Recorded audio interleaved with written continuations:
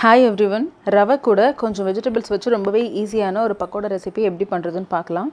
இது பண்ணுறதுக்கு நான் ஒரு பவுலில் 1/2 கப் அளவுக்கு ரவை எடுத்துக்கிறேன்.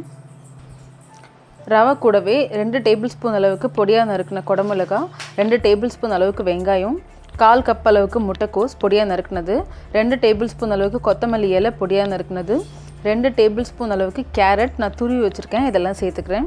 முட்டைக்கோஸ் வந்துட்டு ஏன் 1/4 கப்புனாக்கா உங்களுக்கு டேஸ்ட் வந்து ரொம்ப நல்லாயிருக்கும், அதனால தான். இப்போது இது கூடவே ஒரு 1/2 டீஸ்பூன் அளவுக்கு மிளகாத்தூள் சேர்த்துக்கிறேன். தேவையான அளவுக்கு உப்பு சேர்த்துக்கிறேன். நான் 2 டேபிள் ஸ்பூன் அளவுக்கு மைதா மாவு சேர்த்துக்கிறேன்.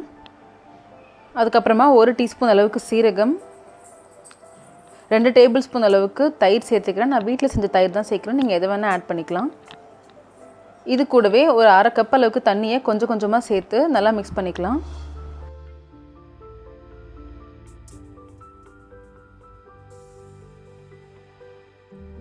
தண்ணி சேர்த்து நல்லா கலந்ததுக்கப்புறமா இது ஒரு 15 நிமிஷத்துக்கு மூடி போட்டு தனியாக எடுத்து வச்சிடலாம். அப்போ தான் ரவை நல்லா ஊறி வரும்.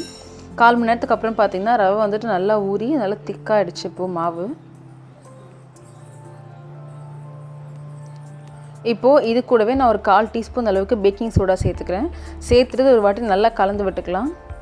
இது வந்து நீங்கள் எப்போ பொரிக்க போகிறீங்களோ அப்போ தான் சேர்க்கணும், முன்னாடியே சேர்த்துறாதீங்க. இதை பொரிக்க போகிறப்ப சேர்த்து தான் உங்களுக்கு வந்துட்டு பக்கோடா வந்து நல்லா வந்துட்டு கொஞ்சம் பொசுன்னு வரும். இப்போது எண்ணெய் நல்லா காய வச்சுட்டு இதுலேருந்து கொஞ்சம் கொஞ்சமாக எடுத்து ஒரு உருண்டை மாதிரி உருட்டிட்டு அப்படியே எண்ணெயில் போட்டு நல்லா டீப் ஃப்ரை பண்ணி எடுத்துட வேண்டியது தான். இது வந்துட்டு நீங்கள் போட்டுட்டு அப்படியே விட்டுறாதீங்க. போட்டு ஒரு பக்கம் வெந்ததுக்கப்புறமா இன்னொரு பக்கம் திருப்பி போட்டுட்டு அப்பப்போ திருப்பி விட்டுக்கிட்டே இருக்கணும். அப்போ தான் உங்களுக்கு எல்லா பக்கமும் ஈவனாக குக் ஆகும். இப்போ பார்த்திங்கன்னா நம்ம போடும்போது எண்ணெயில் இருந்த சலசலப்பு இப்போ இல்லை, சலசலப்பு சுத்தமாக அடங்கிடுச்சு. பக்கோடா வந்து நல்லா கிறிஸ்பாகி கோல்டன் ப்ரௌன் கலரில் வந்துடுச்சு. இப்போ அடுப்புலேருந்து எடுத்துடலாம். இது வந்துட்டு நீங்கள் சூடாக சாஸ் இல்லைனாக்கா டீ கூட பரிமாறலாம். ரொம்பவே டேஸ்ட்டாக இருக்கும். ரொம்பவே ஈஸியான ஒரு ஸ்நாக் ரெசிபி. ஒரு 15 மினிட்ஸ்க்குள்ளே செஞ்சிடலாம். ஸோ கண்டிப்பாக ட்ரை பண்ணி பாருங்கள். தேங்க்ஸ் ஃபார் வாட்சிங்.